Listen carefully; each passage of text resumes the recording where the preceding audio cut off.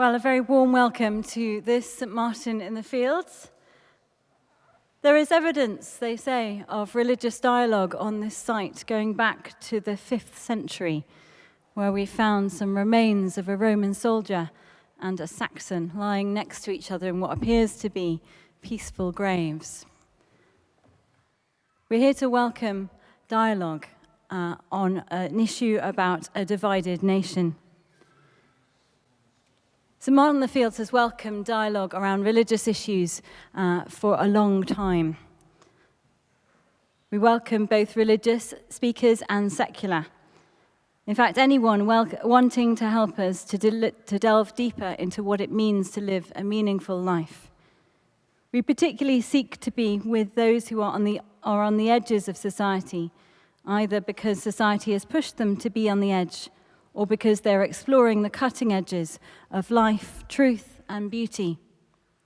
Tonight, we are working in collaboration with the Religion and Media Centre. This is a new organisation which seeks to help journalists to report and reflect on religion in society. It provides news, comment, fact sheets, and training, and events to explore belief and enable the media to access commentators and information more easily. There are leaflets at the back of the church with more information where you can find out more about the Religion and Media Centre's website, and we are delighted to partner and support them in their work. Our speakers tonight, Roger Bolton, who will be interviewing Diarmaid, needs no introduction. He's a journalist and broadcaster and now presents the feedback programme on Radio 4. The Revd Diarmaid MacCulloch is Emeritus Professor of History at the Church of the Church. Emeritus Professor of History of the Church at the University of Oxford, and known to many of us as the presenter of the BBC series A History of Christianity, and an award-winning author of numerous books, most of which I'm told are actually available over in the entrance to the church. So if you would like to pick up at least his most recent novels and books, which I'm assuming are not novels, then please feel free to pick them up at the end. The title of today's lecture is An Insights from the History of a Divided Nation. After a short introduction, Roger will ask some questions of Diarmaid, followed by our vicar, Sam Wells, with his response. And this may be followed by a few questions from all of us, so do be thinking of what you would like to ask. We are filming and recording this event, so you may be able to hear and see this event on the Religion and Media Centre's website and hear it on a podcast on there, and of course on our own website. A retiring collection will be held to help pay for the costs of putting on this event. But for now, would you please join me in thanking our speakers as they come to the podiums.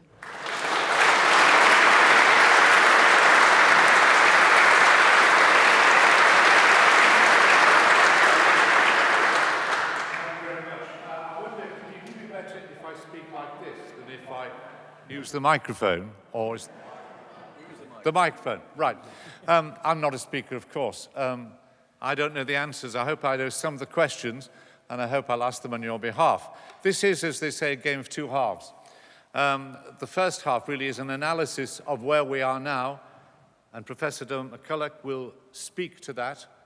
I'm sure that most of you will agree with what he's going to say, but just a few of you might disagree. If you do, when we come to the questions, if you just put your hand up, we'll try and get a microphone to you, and we'll try and get some questions there. The second half, as it were, will be led by Reverend Sam Wells, who is going to put forward some ideas about how we go forward from where we are. But I know you've come to hear one of the most outstanding thinkers and writers of our age. If you haven't read his book on Thomas Cromwell, believe me, it's absolutely magnificent. And by the way, there'll be copies for sale at the end if you'd like to buy any. And I'm sure the professor will sign them if required. But anyway, let's get on for an analysis of where we are now and what sort of place we are living in. Professor MacCulloch.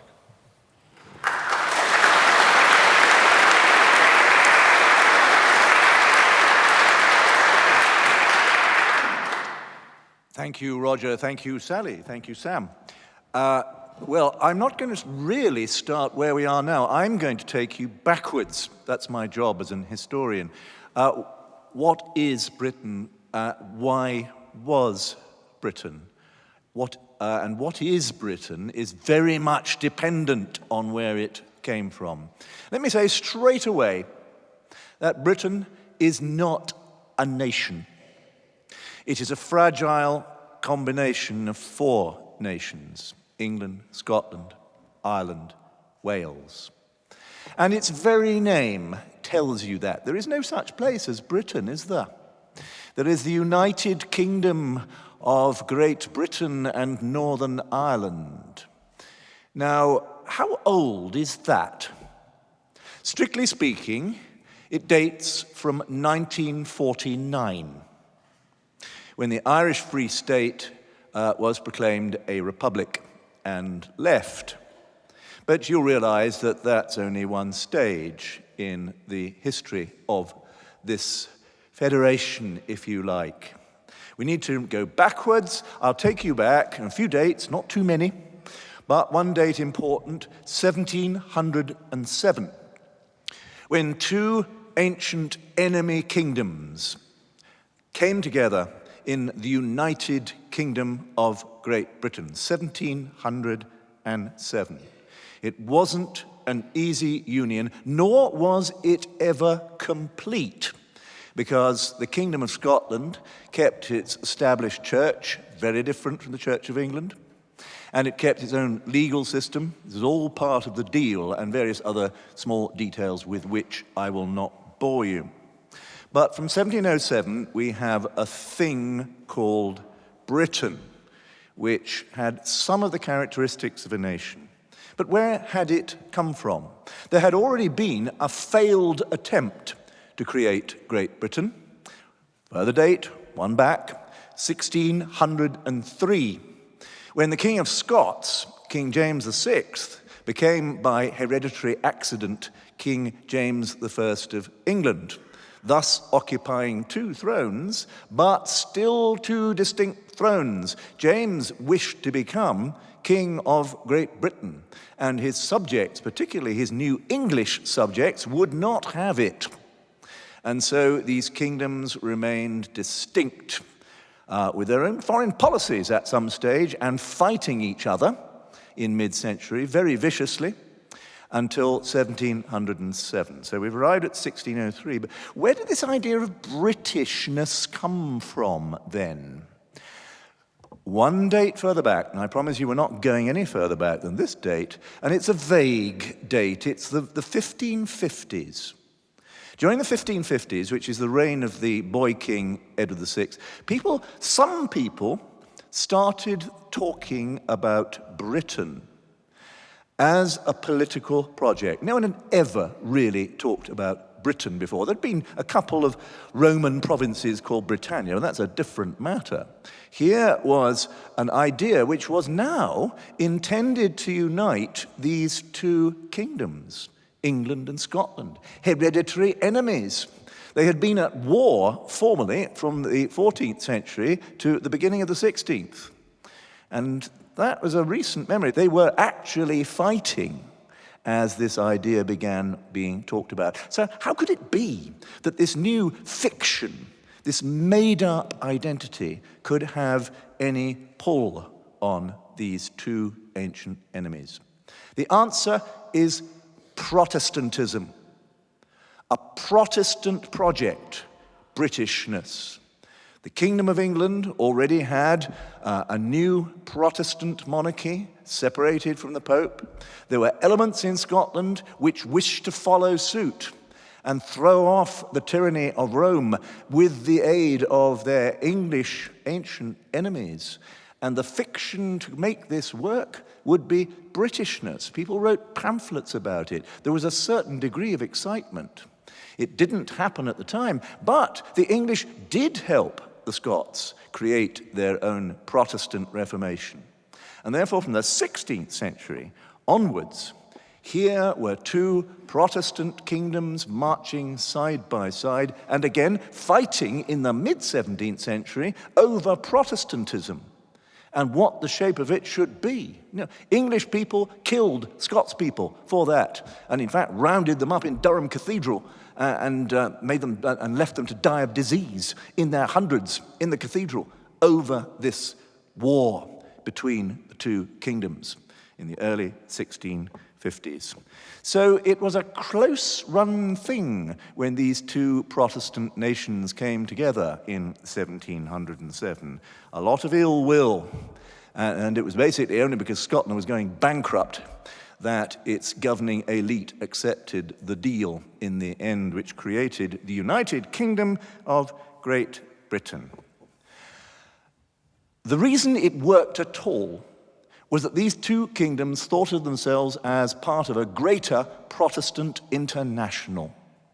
Not in any sense insular at all. They realized that they were offshore islands as part of a greater cultural whole, a great battle with the Bishop of Rome, which was being fought by many states in Northern Europe. And in fact, the extent of England's Protestantism was proved when in 1688 an illegal immigrant became King of England and then of Scotland, William of Orange, who took the title William III, the last William the Conqueror in our history. I say illegal immigrant because it's pretty illegal to invade a country with a foreign fleet at your disposal, which is what William did in 1688. But not a peep out of the English elite, because he represented international Protestantism, and that's what they needed against James II, a Catholic king who appeared to wish to overthrow the Protestant hegemony in these islands. Well, there then was the beginning of Britishness, a Protestant project from the mid-16th century through to the 18th. And after that, this idea of Britishness, this new fiction, took on a very interesting role to describe and make possible a new reality. That these offshore islands of Europe took on an increasingly large global empire, the largest bit being in India, but spreading all over the world. And what would you call it? It wasn't the English empire. It certainly wasn't a Scottish empire, because the English had helped to defeat the Scottish effort to create an empire in the 1690s in Central America. That was one of the reasons why Scotland had gone bankrupt and 1707 happened. But now this great world empire was developing. What would you call it? It would have to be British. The British Empire. And so it went on through in the 19th century till it became the largest empire in the world's history. Incidentally, also the largest Muslim empire in the 19th century, thanks to its possessions in India and Africa. It was therefore an imperial project after being a Protestant project, but always signs that there wasn't a nation at the heart of it. Think of the artificiality of the word Briton. I think you can describe yourself as an Englishman or a Scotsman or a European, but Briton? No. It has never really caught our emotional allegiance, that. And it's just a sign that this was a deal, this British identity. It worked while the empire worked. It gave the Scots a place on the world stage, gave the Welsh a place on the world stage. Didn't quite work in Ireland, but there's a more complicated story alongside the more general British story. So that's where we were as Britain. Where are we now? Where did the Protestant project go? Well, Protestantism is now a private hobby. It's still there. I'm not saying it's a bad thing. It's no longer the glue which sticks our nations together, either England or Scotland or within them. It's simply not there. And what about the empire? It's gone. In case you hadn't noticed, it's gone. And it will never, ever come back in any form at all. Therefore, the question arises, what do we do with Britishness, which over its lifetime, its 300 years or so as a project, worked rather well? It was a second identity for the Scots, the Irish, the English, the Welsh, which gave them all sorts of things. Now those reasons have simply gone and will never come back. So I leave with you, before I stop and hand over to Roger, a question. What is the point of Britishness now? Can you find a new reason to be British after the Protestantism has gone and the global empire has gone? Is there a new reason? Otherwise, I can't see any reason at all for hanging on to it. Thank you.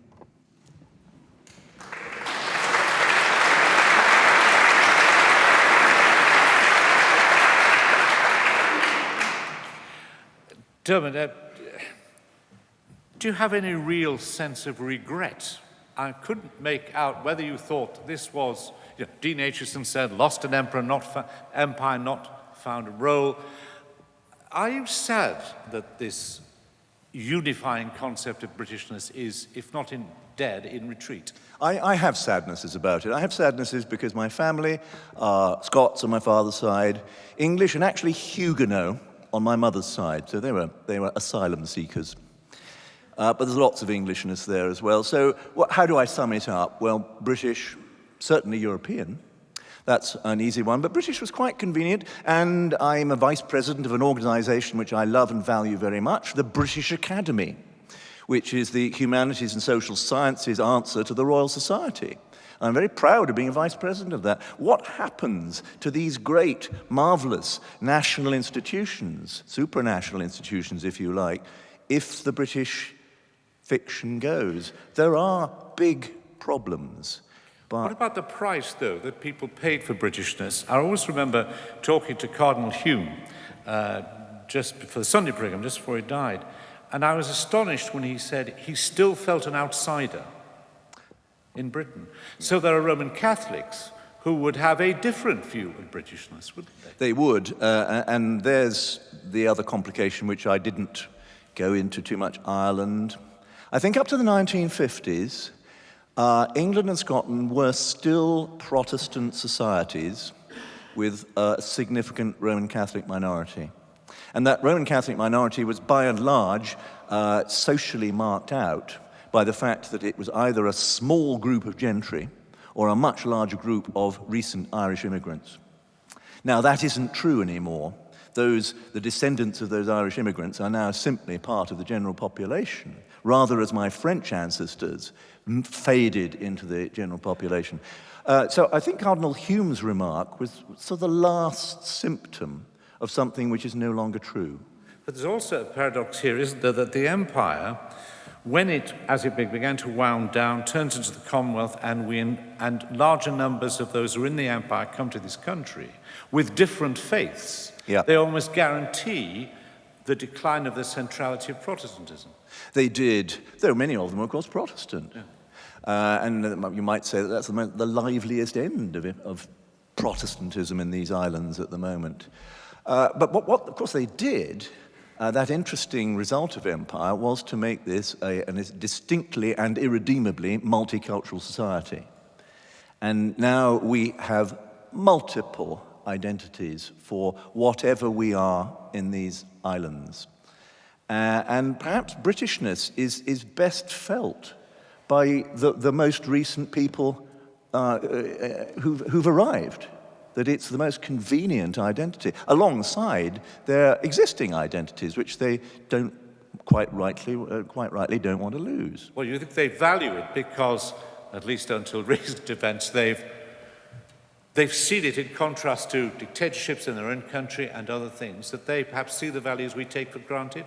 But I'm not sure to what extent you would claim that these British values are Protestant values.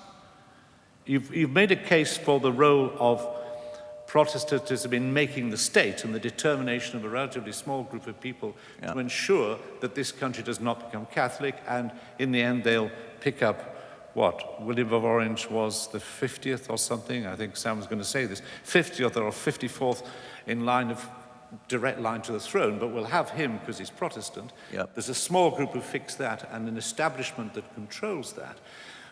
Not sure that the whole of the country necessarily did. Oh, overwhelmingly it did. Until about 1800, certainly in England, the vast majority of the population went to the Church of England parish church, 80% or so. Methodism was really quite small, the old three churches, quite small. But no, this was, England was a Protestant nation, Scotland was overwhelmingly a Protestant nation, a different sort of Protestantism. So I think up till then, you can say these identities worked very well. After that, they began to become much more varied. Catholics were given the vote, for instance, in 1829. So there are stages like that where you see things changing. But is that, forgive me, because I've been reading about my local church, for example, and I find in 1870 4 people celebrate communion. It's celebrated 3 times a year. There are large numbers of Church of England churches empty in the Victorian period. Well, no, not exactly, because you'd find most of them at matins. For communion, it simply wasn't a Church of England thing to do for most people. Go to communion, it's a minority hobby. But by and large, it would also be the social centre of their place, unless they were very odd as a village. So in looking at the decline of the sense of Britishness, which is more important then, the loss of or decline in faith or the end of empire? What's more decisive? What's more decisive? I think that probably the Protestant matrix, because it was an identity which made sense in England. It was a different identity in Scotland. Always there was the problem, which still exists, that the English confuse Englishness with Britishness. And for everyone else, particularly in terms of those who arrived from the empire, that's, of course, easy to knock down. But the English still think that England is Britain. And that's, of course, the story of the last 3.5 years, that those who pressed ahead and celebrated the result of the referendum simply did not listen to those in Scotland and Northern Ireland.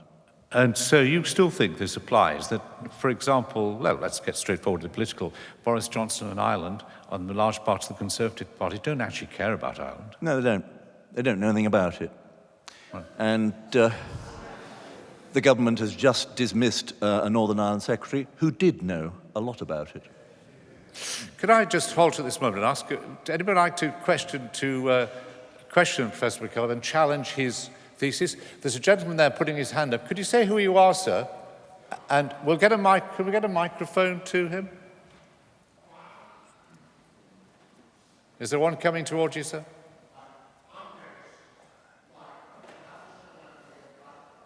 A mic's coming. A mic's coming. Yeah, if we get that mic across. Yeah. Right. This young man, he keeps on going on about Britishness. Yep. Right. And he goes on about Scotland. What about the Welsh in all of this? Yeah. Right. They also have an identity. Which identity do you think they have, sir? Well, they classify themselves as Celtic. Right? Earlier on, he went on about Breton. Right? They have a common language. They have a common identity. Okay. If one is going to go back in history. Okay, well, right? why so where does that come into it? Thank you, sir. Professor MacCulloch, why was Wales missing from your outline of the Britishness? Well, it's a complicated place without a single language and also without any history of a single political entity in it. True from the 12th century onwards. There are Anglo-Norman lordships and there is the Principality of Wales, 2 different bits. And that ambiguity has remained in Wales. It was there, of course, in the referendum, where Wales didn't vote to remain. So there are things about Wales which are both about unity and about division between North and South. There is no traditional capital for Wales, for instance. There's nothing you can look to as you can in Dublin, London, Edinburgh. There's nothing like that. So there's a very complex set of identities which make up Welshness. Right, lady here, yes, in the red, if we could get the microphone. And again, if you could focus these questions at this stage, if you were, on what the professor has said. You know. Yeah, yes, the microphone comes to you. It's interesting what you say about the sort of changing sense of identity that we have as a nation, or we're not a nation, because I understand that capitalism came also as a project from Protestantism, Durkheim et al. And I wonder how much you think that the decline of capitalism, which is spoken of in political circles as something which is declining, is also related to this sense of identity? Or does identity, as an issue, relate to the decline in capitalism? Perhaps.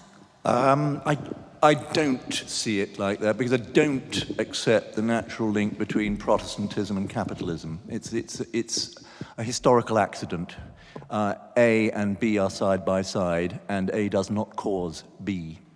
There's a whole set of reasons why early 18th century England should become one of the centers of the early industrial revolution. And one is about agriculture, actually. Along with the Netherlands, England was the first country to escape famine in Europe during the 17th century. Spare cash. And that spare cash was used to manufacture things and also to buy them.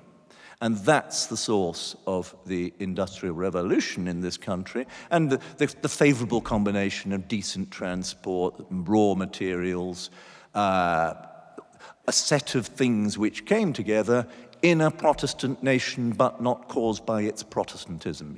It happened that the first two specimens of the commercial industrial revolution of the 18th century were both Protestant. But perhaps more important than their Protestantism was their social variety.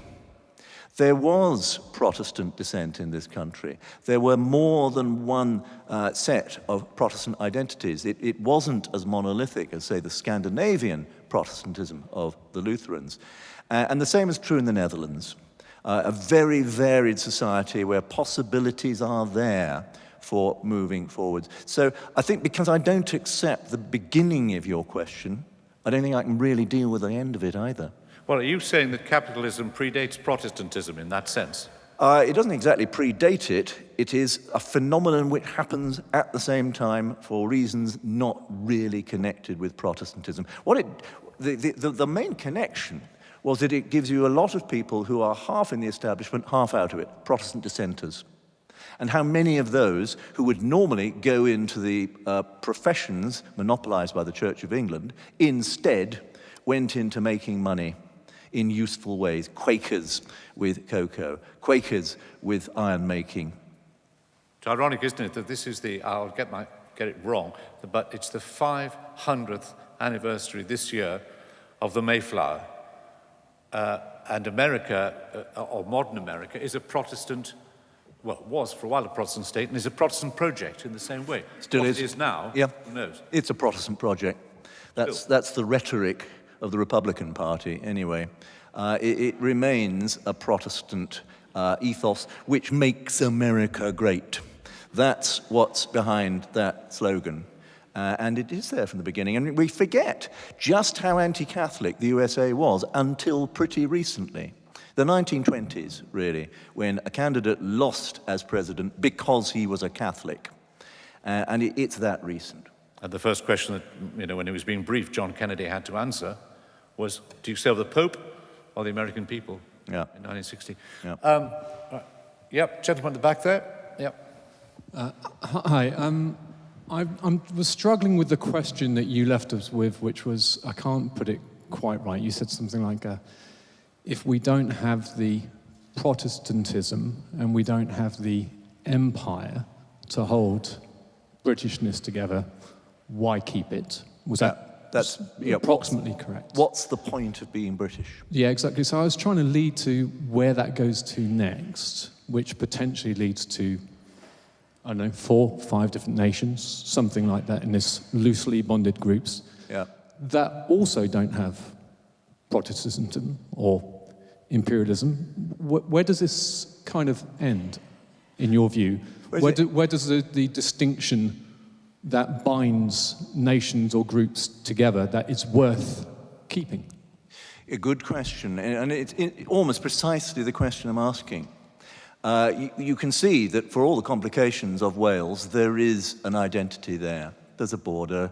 Scotland, the same thing. Always remember that Scottish identity is against the paradox of 2 different cultures and ethnicities coming together to be Scots, the Gaels and Anglo-Saxon speakers. That's the proof that you don't actually need ethnicity as the basis of a nation. And it's therefore possible that you could reinvent Britishness in order to be an overarching identity for these undoubted identities within the islands. But it couldn't be a Protestant identity anymore. It could never be a Protestant identity again. But does this mean that you, once embarked on this role, everything is up for grabs? It's inconceivable you can continue with a system where the heir to the throne cannot marry a Roman Catholic.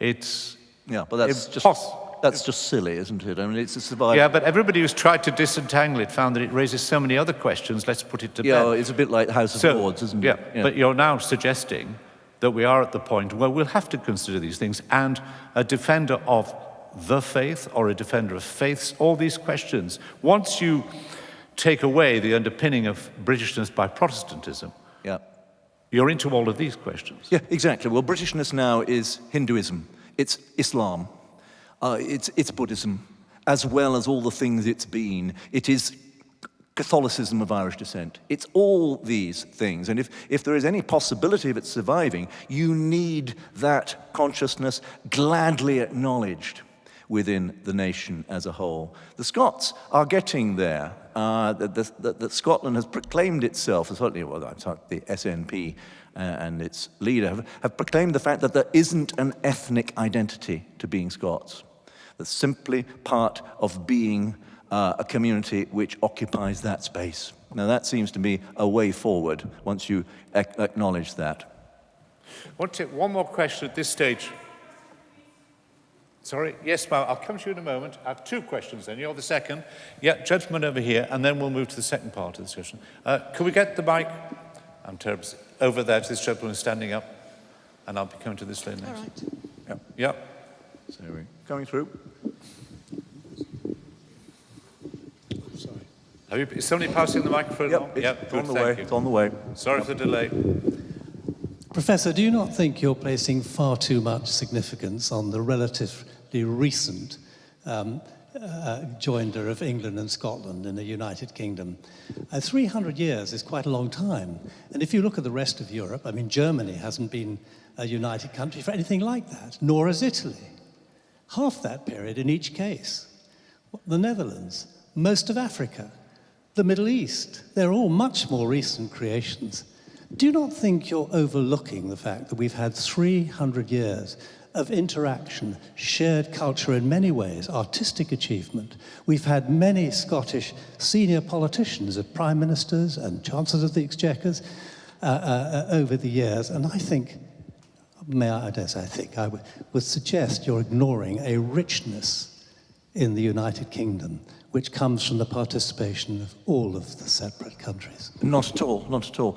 I laid out a project which had richness built into it. It had Protestant shared identities. It had the adventure or the exploitation, if you prefer, of a worldwide empire. That gave everyone something to cooperate with. The question is now, what are the shared things? It is quite clear that that England has decided to arrogate to itself a decision on its future relationship with the mainland. The Scots and the Northern Irish disagree with that decision. And what price the past in that case? All right, 300 years, it's a fair length of time. But there are other parts of Europe with much longer identities, which again are problematic. I think of Hungary's identity now, really quite ancient, about 1,000 years or so. But the trouble about that identity is that it denies identities within its territory. And that's always a very dangerous thing. And at the moment, we have a history in which there have been sharings of identity, there have been meldings. How many among us who could call ourselves British are purebred English, Scots, Irish? Very few indeed. All that is true. All that is true. But it's a question of interests.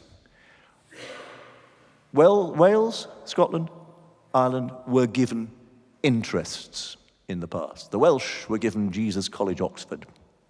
The Scots were given running the empire and occasionally being prime minister. Well, what are they going to get next? Last question at this point from this lady here. Yeah.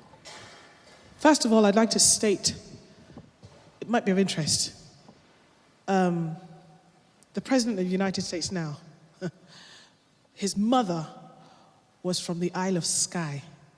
The Isle of Skye is a part of northern Scotland that had a mighty move of the Holy Spirit go through that area and draw people en masse to Jesus Christ, faith in him. Now, I'm wondering whether the moves of the Holy Spirit en masse throughout this land were not political, what would I say? Things that were behind particular political moves, where people who came to Jesus Christ by faith en masse collectively decided on issues that became law and that helped people establish a Protestant identity which helped this country grow and move out into the world and carry the Protestant faith to everyone in the world. Let me engage with that. My father's family came from Skye, actually. My father was born in Portree. The trouble was there was never a single Protestant identity. I mean, you could say the work of the Holy Spirit certainly moved Protestantism across the world, but it moved it through infinite denominations and also two established churches which didn't like each other a bit. The Church of Scotland and the Church of England, occasionally the Church of Ireland too. Not to mention the Roman Catholic Church in Ireland. So there are so many things leaving this country for the empire, and wonderfully, so many of them have come back in different forms. Thank you. Just one last question from me. Some would be glad, if you like, for the decline of this sense of Britishness, because they would have associated with a sense of exceptionalism and of superiority. Yeah. Do you think that was that sense of destiny, which some certainly felt, inevitably leads to a form of arrogance? And do you see that as a mark of Britishness? Not of Britishness, but it is a mark of strong nation building, mostly a 19th century project, but as we've heard, an earlier project in these islands. But any nation that was formed between 1000 CE and the present day has always thought of itself as a special chosen nation. And that's because we've got a foundational literary text called what Christians call the Old Testament, the Hebrew scripture, the Tanakh, which majors on the idea of a chosen people and tells you how to do it and how not to do it. And Protestants in particular read that story as if it were theirs, and certainly the English did that, and the Scots did it too. And the Afrikaners did it. The Afrikaners did it, yes. They saw themselves going into the wilderness, taking it as a chosen people. Yeah. Yes. You see where it goes. Yeah. Yeah. Right, from this point, we're just going to pause and allow Professor MacCulloch to have a glass of water and move on to the second stage. Professor will come back towards the end, commenting on what he's heard, I hope, and what we're about to hear. Because we're about to hear from the Reverend Sam Wells, who's going to suggest, I think, a way forward. That's a small thing to ask.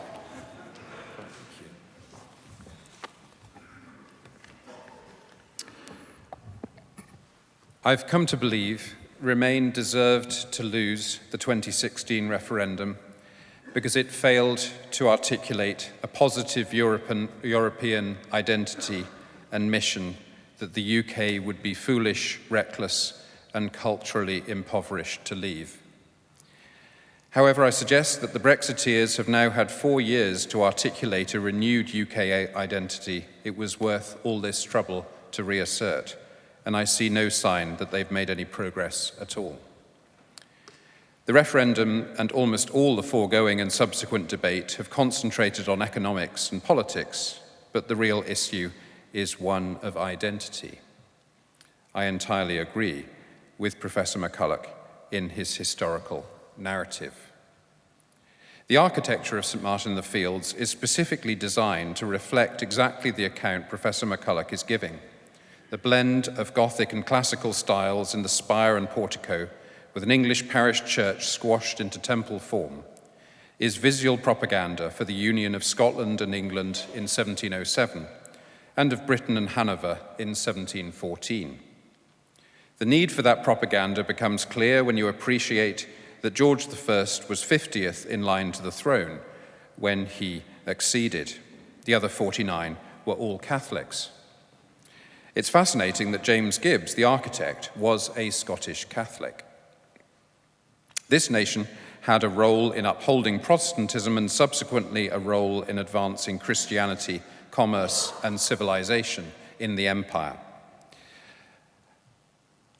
After empire, it chose to become part of the European project. Now it has chosen to cease to be part of that project. What might its new role be? I want to offer a brief, immodestly titled Manifesto for a United Kingdom in 6 steps. 1. We need to start by saying we're a bigger and better people than we've been amid the ugly and bitter squabbling of the last 4 years.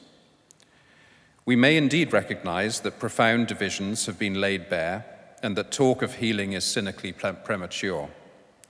But the least we can do is to stop speaking and acting in ways that evidently exacerbate those divisions. Those who feel passionately need to try at least as hard to portray the arguments of their antagonists in the best possible light as they do to find well-chosen words to validate their own stance. The problem with war is that you become as bad as your enemy. We need at least to declare a ceasefire. 2, we need to tell a truthful story about our past. The pilots who won the Battle of Britain were indescribably brave and sacrificial, but a lot of them were Polish. And the Second World War was won because Hitler overreached himself in Russia and American forces eventually overwhelmed Germany and Japan. The recent film 1917 has been lauded for its cinematography, but its history is truly terrible.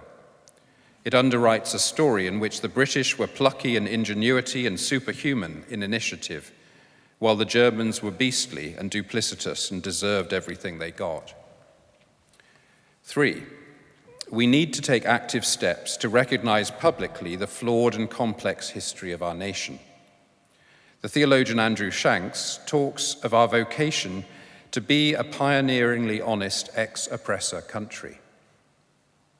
We've behaved as if we only needed to talk up our successes and deny our failures, and everyone would be convinced. But Neil MacGregor's magnificent Radio 4 series, As Others See Us, demonstrated time after time that nation after nation regards the United Kingdom as a country that consistently overpromises and underdelivers, with a mouth perpetually bigger than its trousers and a truth much humbler than its official history. The problem with the Windrush Scandal isn't simply that people were ungraciously and unjustly treated in 1948, or even that people have been even more unjustly and ungraciously treated in recent years. It's that we're treating this as an unfortunate and out-of-character blunder, rather than the tip of a very deep iceberg. We've told ourselves we were the good guys in world and European history and shouted down anyone who maintained otherwise. It's not true. Only the truth will set us free. 4, we need to make the most of this confused and in some cases bewildered moment in the life of our nation. Out of crisis and dismay comes discovery and renewal. I would like to see Brexit marked not with a bong, but with a full array of public displays of lament, celebration, and rededication.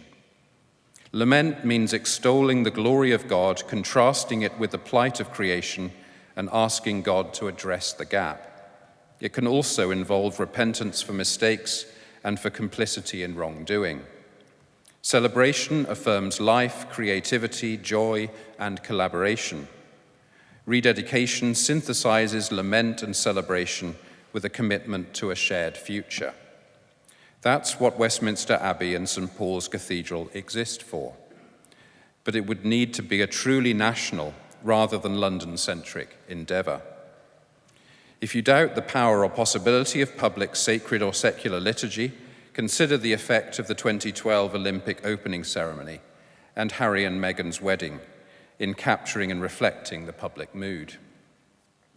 5, once Britain was the global leader in taking control of other cultures and introducing its own gospel of Anglophone institutions, extensive communications, education, health, and exploitative commerce based on extraction of local minerals.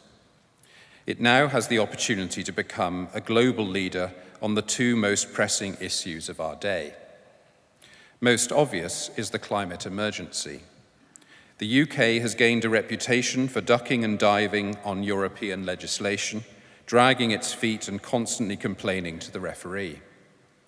What if it seized this moment of global rabbit-in-headlights paralysis and put its commercial, institutional, and governmental weight behind becoming the blue-ribbon post-carbon society? Then it could truly claim to have seized the Brexit moment. What the terror of nuclear war once was, the ecological movement has become a quasi-religious quest to save humanity from itself. Britain could transform itself almost overnight from the skulker in the corner of multilateral partnership to the gold standard. 6, and finally, the other most pressing issue of our day is, ironically, how we are to live with one another across profound differences of religion, race, conviction, and class, and amidst painful legacies of hurt, hardship, oppression, and injustice. The Brexit civil war sets an unpromising precedent. But if the UK is so wonderful, it should shuffle off the European yoke, then that must surely be the United Kingdom of present and future, not a constructed United Kingdom of an imagined past. My fundamental theological conviction is that God gives us everything we need to fulfill our calling to be a flourishing society, fully alive. If we experience our lives as scarcity, it's because we refuse to receive the abundant gifts God is giving us. God is giving us abundant gifts in those on whom society is inclined to turn its back, those with disabilities, asylum seekers, those with a criminal record, those whose gender and/or sexuality lies outside a real or imagined norm. Historically, our culture has struggled to see past such labels to perceive the glory of what lies beyond and within. This is a moment when we can realign our country to release the talents of all its people, especially those so long excluded or neglected, and rejoice in the blessings that ensue. Let's become a pioneeringly honest ex-oppressor nation. Let's welcome the gifts of every person in society. Let's embark on a process of lament, celebration, and renewal. Let's rejoice that God gives us everything we need. And let's seize this moment to discover a future bigger than the past. Thank you.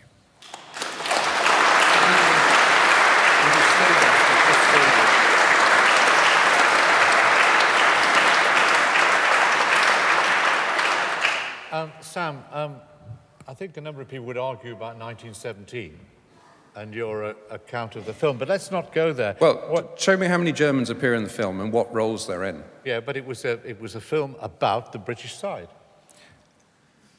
Every film, there could be a film about the German side. Every film doesn't have to be of both sides.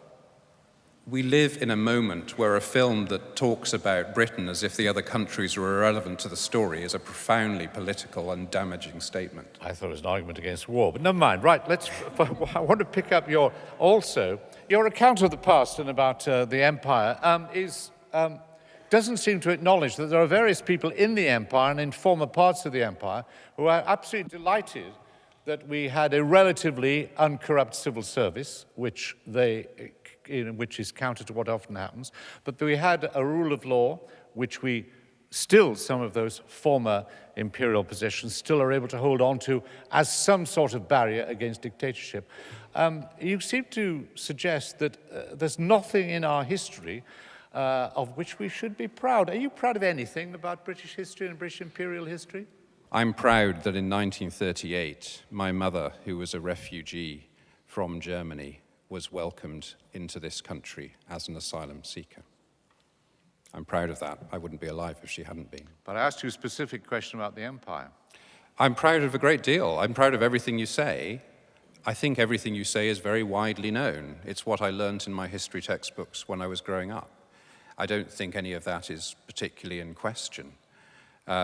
What wasn't taught, but what in the scales. When you meet somebody and you get to know them well and you admire them and they're widely admired, and then you discover something about their past that's not just been going on in the recent past but has been going on for most of their life, and then you are very confused about your feelings about that person, then you don't say that the things that were good are no longer good, but you say we can no longer tell a story about that person in the confident way that upholds them and their place in society in the confident way we used to do. We have to tell a more complete story now. Let me put it in another way. What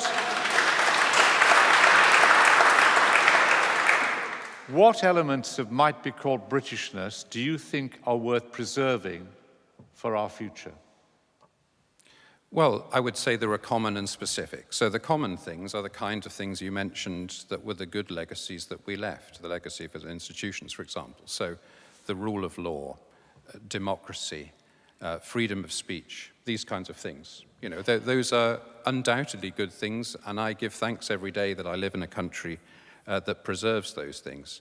There have been one or two events in recent years that have made us wonder how strong those things were, particularly last September. But on the whole, I'm very proud of those things, and when I've lived in countries that didn't have those things, I've missed them profoundly. That's the first. Those are generic things. I think the history of this country is full of courage and dedication. I referred in my remarks to the fighter pilots of the Second World War, but I did nuance that story to say I think we don't always tell the full story of the Battle of Britain. I'm proud of so many of those things. My own father participated in the Second World War. I'm proud of what he did. I think it's possible. I think it's actually more patriotic to want to tell a truthful story about the past than it is to tell a story like the story 1917 tells. Can we talk then about the role of the church in the future? Because politicians would say vision, or some politicians would say vision is something for the church and the bishops. And to what extent can we expect the Church of England to give us a vision for the future? Well, I don't speak for the Church of England, but I've just tried to give a vision for the future. No, but I'm asking you specifically. There's the church at the heart of this nation, for whom many look to leadership for vision. Are you confident that the Church of England can help provide that vision? That's what we're trying to do every day at St. Martin in the Fields. You sound like a politician to me. Well, I'm asking you a straight question. There we are. Well, I don't know what you mean by the church. We're looking at a church full of people, Let me which talk is about 1 the mile synod. from Westminster. We're trying to do our level best. There me is talk no about the church that isn't made up of individual churches like this all around the country, all of whom, I think, are doing their level best for the good of church and society. Then I think you're talking about individual Christians. And I was thinking of the Church of England as a central part of the Protestant state, a central part of the concept of Britain. And therefore, we should be looking to its leadership, expressed maybe through synod and elsewhere, to be addressing these things and helping to frame the debate. This is not to say that individuals like yourself aren't doing it, you obviously are, but it's a question about your church. Well, this is my church. I don't recognize your description of the Church of England. It isn't, 4 dozen diocesan bishops, who are flat out working on the administrative roles of their various responsibilities. The church is made up of people like people who are here tonight, people all over the country. They are individual Christians, with a lot of them here tonight, and the church at large is the church. It's led by bishops, but simply to expect everything the bishops say to be the church and everything everybody else says who's in the church not to be the church, simply because those bishops have a leadership role, and for many of them it's part of the House of Lords, to me is an impoverished view of the church. And the I'm church sure is much more diverse and rich than that. Most people would agree with you. Most people agree with you, but they would say, as with the leader of a political party, we do expect something from the leadership itself. Well, Justin Welby just wrote a book called Reimagining Britain. That's a contribution to the debate. But do you think, in looking forward, we talked about Protestantism in Britain and so on, do you think the Church of England would be better being disestablished, that it's a central part of remaking this Britain of the future, if it is to be Britain, if the future is for the Church to recognize that if it was disestablished, it would be able to give a greater form of leadership than it is being established, having always to appear to be on the side of the present day structure of this country? There was a time when with respect, Roger, there was a time when I think that was a significant argument to be had. I think that time has passed. I think establishment is to be evaluated on its pragmatic outcomes. I don't hear any Muslims, Jews, or Sikhs asking for the disestablishment of the church, because they feel that having bishops in the House of Lords and the other aspects of the Queen being head of the Church of England and so on is affirming them as well. I can't speak for every Jew, Muslim, and Sikh in the country. There is a pragmatic advantage to the current arrangements. It costs the state nothing. It adds value to the state in many respects. There will come a time, if the Church of England perhaps said more unpopular things that challenged some of the directions of the state, when the church might be thrown out of that establishment, rather, as one might say, the BBC is being thrown out for telling a different truth to some of the ideology at work in government at the moment. If we do our job well, maybe we will be thrown out. But I don't see that as being a top priority either for the church or for the state. Yeah, I'd also like to defend the establishment of the Church of England, partly for the reasons that Sam said, that actually other faith communities rather like it, because it is a defense against attack on their religion. And by and large, yes, faith leaders in other communities like the fact the Church of England is established. But also my observation as my father, country parson, and my grandfather, a priest of the Scottish Episcopal Church, a non-established church.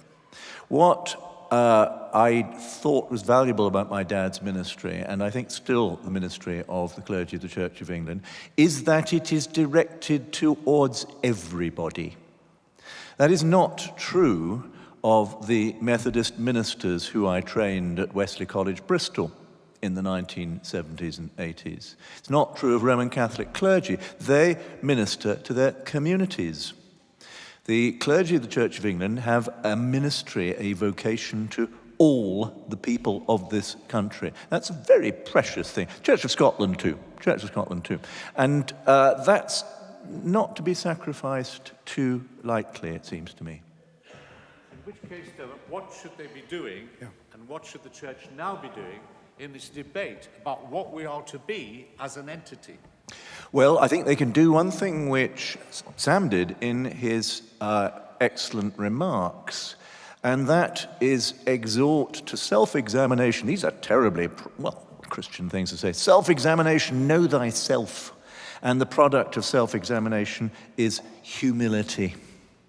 And clergy can say these things. Politicians will never do a party political broadcast on the theme of humility. It's just not going to happen. And there are others who have to do it. And can I take on that theme further, since I've got the mic? I'm reminded of a very dear friend of mine who is an alcoholic. He is now an abstinent alcoholic, but as he says to me, he will always be an alcoholic. But he got to the point of being an abstinent alcoholic by the realization that he had hit rock bottom. And I had watched his deterioration, his bad behavior. And he said, well, none of that matters. It's only when you realize that you've hit rock bottom that you really turn. Now, the reason I tell that anecdote, a very personal one, is because it seems to me that some of the countries in Europe in the Second World War reached that place. Germany reached it by its utter defeat, its utter destruction. And the result is that Germany is now one of the healthiest and most sensible democracies in Europe. We didn't have that fate because we, in inverted commas, won the war. Very few other countries in Europe had such an experience. I think of the Netherlands, for instance, or France. They went to the experience of defeat, humiliation. They knew what it was like to be occupied. Because of the various factors of the Second World War, we did not have that experience unless we were in the Channel Islands. And that may be the only thing which makes us special in modern Europe. And it is a very dangerous legacy. Right. Please, could you, Dermot, just stay there? Can we take questions for either of our two speakers? But who would like to raise any questions about going forward? Gentleman over here, yeah? Can we get a microphone to you? No. Let me just give you this. Right. Hold on, catch. Ooh, it worked. The only bit of Englishness about me is my ability to drop a ball, so I'm glad I caught that. I just wanted to pick up on your point, Sam, your very first point, which was about the need to have a gentler conversation. And whilst I agree with the instinct behind that, it's quite hard, as I'm sitting here looking at your sign which tells me that you are here for sanctuary, to do it when we have a dialogue, a vocabulary coming at us which is about deportation or is about differentness and criticizing of incomers and indeed the experience of our joint families in coming here as refugees. And one analysis, one alternative analysis of the referendum is actually that one side put out very polite arguments and tried to have a humble and gentler argument, and the others spoke to emotion. So whilst I agree with the thought behind it, I'm wondering whether, in fact, that is very dangerous, where you have another side that is actually bent on the destruction of many of our valued institutions. And actually, speaking as a Jew, whilst I am one of the people who would favour the disestablishment of the church, but not in these times, not at this moment. So maybe that time doesn't come. But it's right.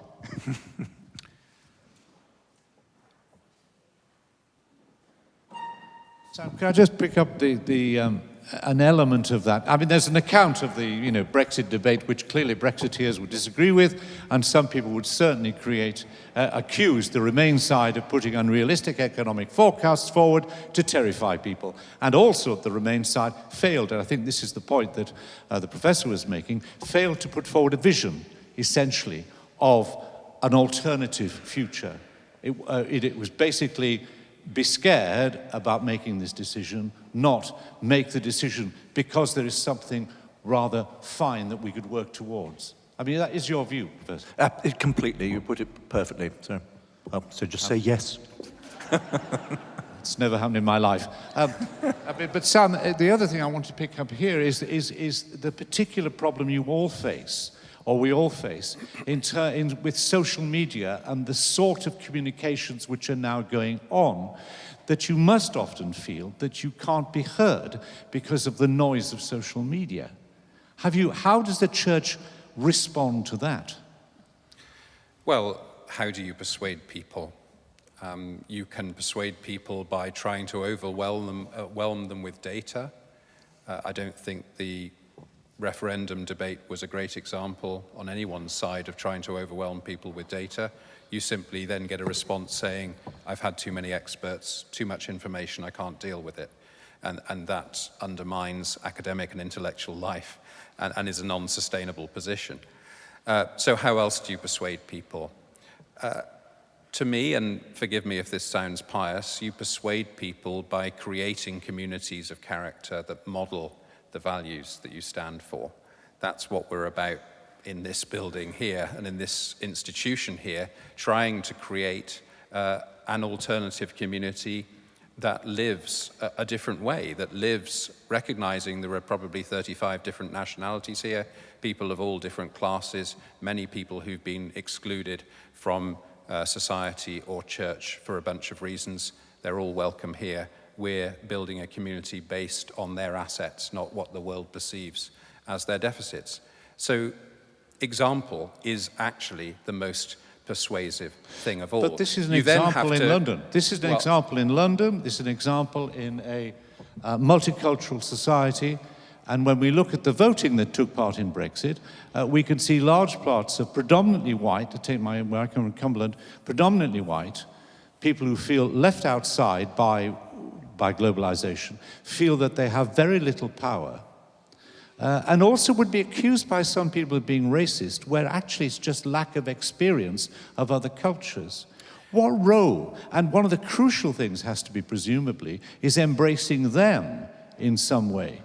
How does the church, how do you do that? And what can the church do to contribute to that? Well, the truth of the Church of England about Brexit is that the clergy voted to remain and the laity voted to leave. That's just what the statistics are telling us. So it's not a question of the church in its Ramona worthiness reaching out to the great unwashed prejudiced. It's a lot more complex than that. I would never use the expression great unwashed in that sense, but I would use the argument of a detachment. You see, that you're looking at the society we are in London, and then you go to somewhere like Cumberland. Mm-hmm. It is a very different society, and it's one that doesn't understand or doesn't have the experience that you have here, which sees a country and power that the individual has no power. But that's, I mean, I think Dermot narrated that beautifully in talking about the established church that has a responsibility to every single soul in the country. Pastors from the free churches, priests from the Catholic Church, clergy from the Church of England are locally based. They live in the communities they serve. I'm not telling the Cumbrians what to do. They all have their local clergy on the ground. Yeah, but you've just said they all voted for Remain, and their not all parishes voted for the... That's what the percentages tell us. Why? Why do you think? Well, I mean, you said earlier about something about people voting. I can't remember, I'm sorry if it was you or the questioner who said people voting for emotional reasons. My vote on referendum day was on emotional reasons. I'm not knocking emotional reasons. I'm partly for the reasons that I just described earlier briefly about my family history. I want a Europe where there is no future war. I want Britain to recognise that it's absolutely wrapped up in that project, that France and Germany made a covenant with one another after the war to say never again, and it's up to the rest of Europe to support that covenant. So that's an emotional But you narrative. have to articulate that vision. What I'm getting at, I suppose, is that perhaps wrongly we look to the church for a vision which can be a unifying vision, and it seems, if there is one at the moment, not to be very effective, because we must be as divided a nation as we've ever been for a very long time. Well, the church's record in providing a unifying vision, I'm not sure that's actually a foundation principle of the church. I don't think it worked terribly well in 33 AD. And I'm not sure if faithful Christianity is always a consensus project. There is a degree of faithfulness that does face sacrifice, that does face martyrdom. The thing about being divisive is, if you're going to be divisive, you have to be divisive for good reasons. I think if it's simply the prejudice and the social class basis and the race background and the sexuality background or whatever social location you're going to get into of particularly influential individuals, of which it's easy to single out the clergy, if that's the reason, if the Brexit debate was fundamentally about the somewheres against the anywheres, to take Theresa May's version of the narrative, then I think it's deeply problematic if the church isn't articulating its profound theological reasons. There were profound theological arguments on both sides of the Brexit debate, no question about it. But I think there's something in what you're getting at, Roger, which I think the church can't achieve both of. The church is being asked to take a moral lead, and the church is being asked to be a focus for unity. I'm not sure those two things are the same thing. Yeah, you raised this somewhere versus anywhere thing. It was David Goodhart, wasn't it, who formulated this. It seems to me fundamentally ill-conceived. It was an attempt to label Remain as leavers. The contrast is really between the somewheres and people who have different somewheres and hold those somewheres in tension. The classic somewhere who only has one identity is going to be afraid, or may be afraid, of the unknown. Those who have many identities will not be so afraid because they are conscious of difference within themselves. It's been easy, actually, for the Scots, who are a minority in these islands in terms of population, to hold Britishness and Scottishness as two identities, and perhaps also being European, because Europe is a defence against Westminster. And that's why the Scots voted to remain. So the Goodhart analysis seems to be fundamentally ill-conceived and rather mischievous in the end.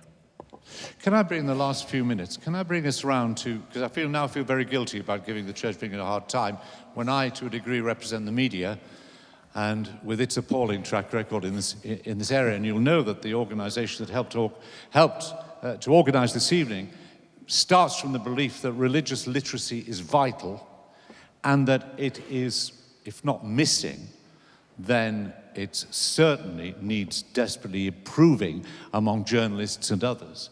And I just wonder whether I could talk to you about, because we as journalists to an extent should be enabling you to talk through to the people. And I'm not sure how good a job we're doing at all. I mean, Dermot, do despair sometimes when you look at the quality of reporting in newspapers when it comes to anything to do with religion? Yes. There's profound ignorance now about religion among journalists, and it'd be great if the new trust does something about religion media. What a splendid project.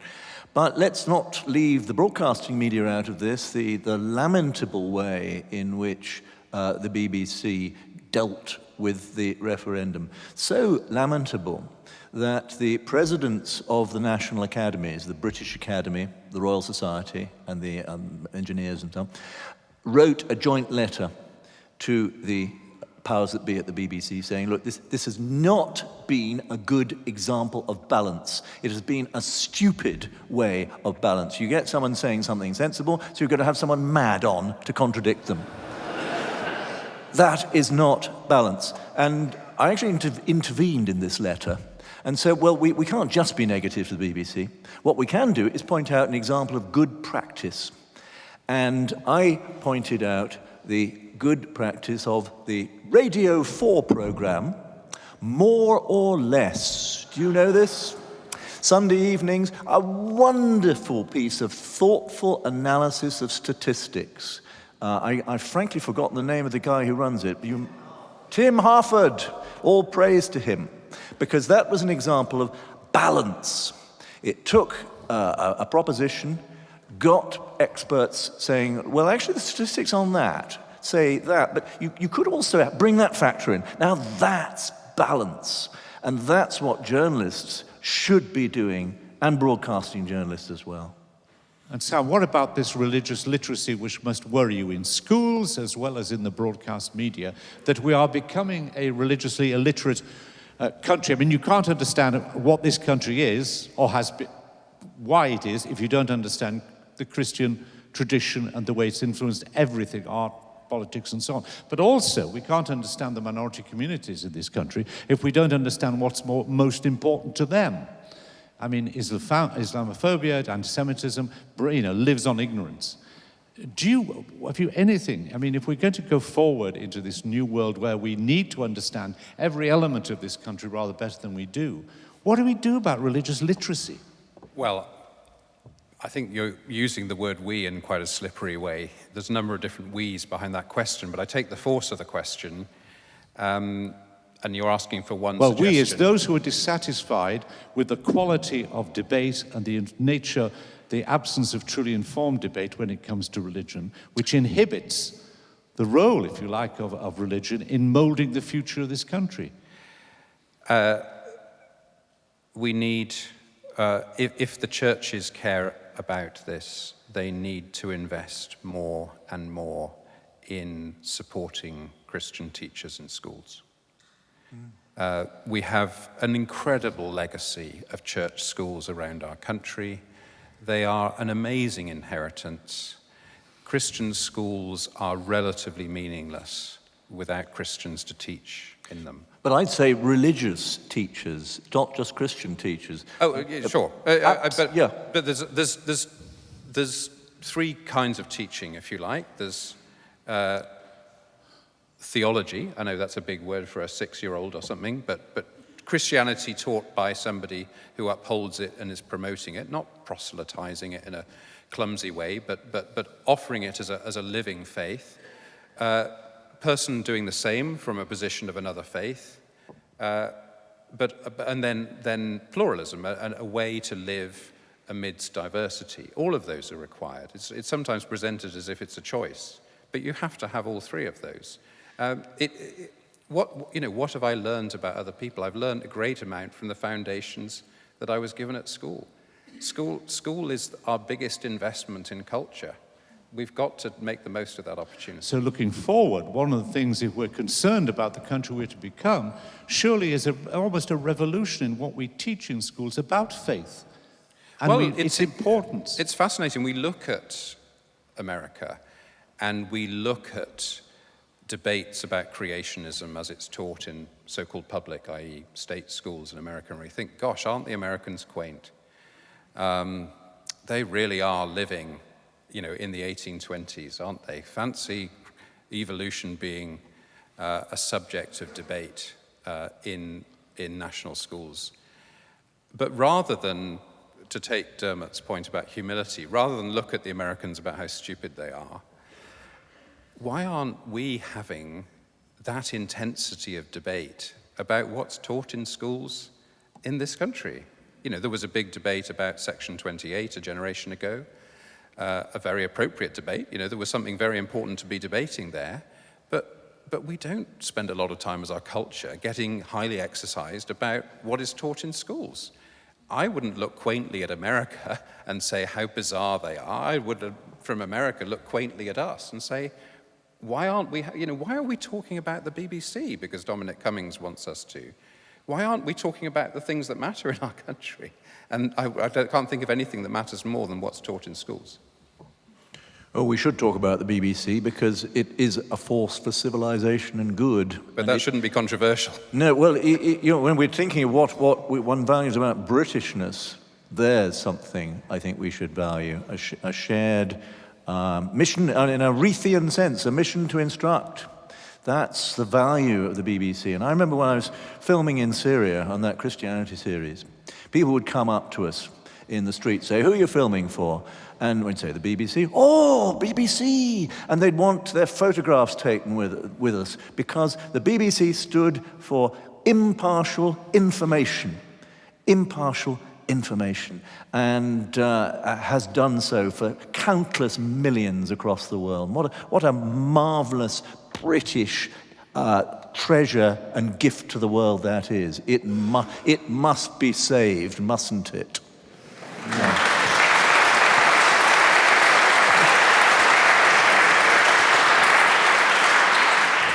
Well, as a BBC freelance employee, I will not say anything against that at all.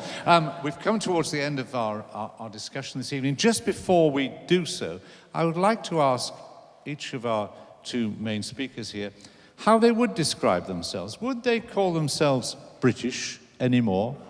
Sam? That's what it says on the passport. And you're happy with that? Well, I think Dermot talked very articulately about multiple identities. I think that's part of the struggle. I mentioned the two great crises were climate change, or climate emergency, and how we deal with multiple kinds of diversity. But for most of us, and I talk about the people I know who I'm looking out on, those of you who I know personally, for most of you, that debate is going on within yourself. That you're not, I'm not living in the country that I was born in. The country that my mother was born in was a different country again. The country my grandparents were born in was a different country again. I may look like a normal British person. I am a normal British person because a normal British person tells that story too. Yeah. We're all learning to live with multiple identities. So if you asked me to say in one word, who am I? I'd say I'm a Christian. And Dermot, are you still proud to be British? I am when I am being Vice President of the British Academy. But I'm also Scots, and I'm Huguenot, and I'm European. And the European identity is one of the more useful ones. The European and the Scots one, those are the ones I find most useful traveling the world. Thank you very much. May I, on your behalf, thank our speakers, in particular, obviously, Professor Diarmaid MacCulloch. I apologize for being slightly provocative. I did try, but I learned a great deal. I'm sure we all did, and I really value what I've heard tonight. So on your behalf...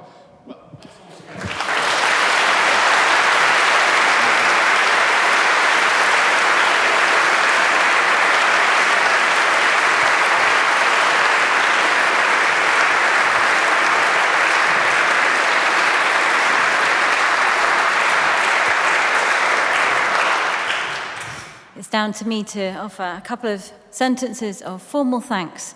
Firstly, thank you to Roger for not letting anyone get away with easy answers and for articulating questions so well. I have a feeling we might be asking you back, perhaps even on a weekly basis, to grill my boss. That would be excellent. Thank you to Dermot. It's rare that you have the opportunity to have a foundation built in which to have a real conversation And I think the conversation that we've had tonight has been memorable, I think, for most of us, if not all of us. And that was built on the essentials of raising the possibility of questioning our identity and questioning the assumptions that we've all got so used to, perhaps even from our cradles. Raising the possibilities of understanding our faith identity, even as Protestants, or our political identity, our position in the world, how we identify ourselves geographically, and raising the questions and the potential for answers, perhaps, for each of us to go away and think about. And thank you to Sam as well for raising many more opportunities for thought around reconciliation, around humility, and around a future that's bigger than the past. Thank you also to you. These events don't happen as individuals on a stage. They happen because people come.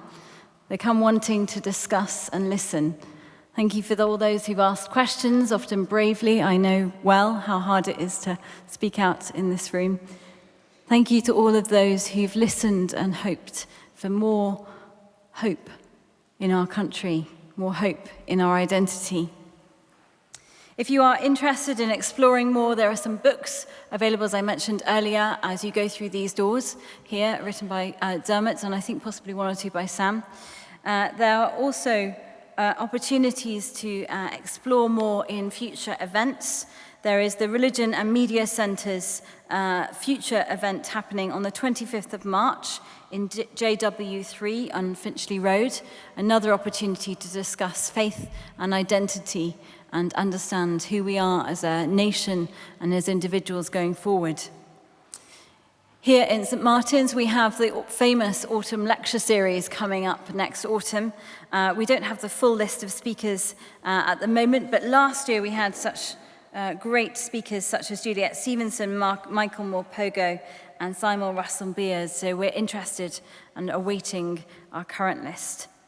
If you can't wait till autumn, there is a Lent series starting very shortly here on Ash Wednesday and every subsequent Wednesday of Lent at 6:30, exploring who we are in the city and how we can understand the city as our monastery. There is also an opportunity currently happening here in St Martin-in-the-Fields for anyone who would like to explore the Christian faith for the first time. Sam has been writing and exploring this question with a group of people who've been just started meeting together. So if you've come in here and your interest has been sparked by the outline of faith that you've heard, particularly from Sam, but I think also reflected in a lot of what Diarmaid has said, then please do come along on Sunday mornings after our Sunday morning service, which starts at 10 o'clock. There is a group starting at midday that you're welcome to join. We have 8 weeks left, and we are missing this coming Sunday, but starting the Sunday after that. And you're all very welcome to come and join us, particularly if you have not explored faith particularly before. If you would like to contribute towards events like this happening in the future, or in fact contribute towards what has funded tonight, to be part of the journey of what has brought us to this place, then please do give generously on your way out. There will be stewards on the door holding baskets, and your opportunity to throw in a note or two, and to give us an opportunity to continue to hold events such as these, where we look at not just cliched answers, but real, meaningful, heartfelt, gutsy answers. Then please do be part of that vision by contributing something towards future events tonight. And finally, thank you for coming, and I wish you a very, very good evening.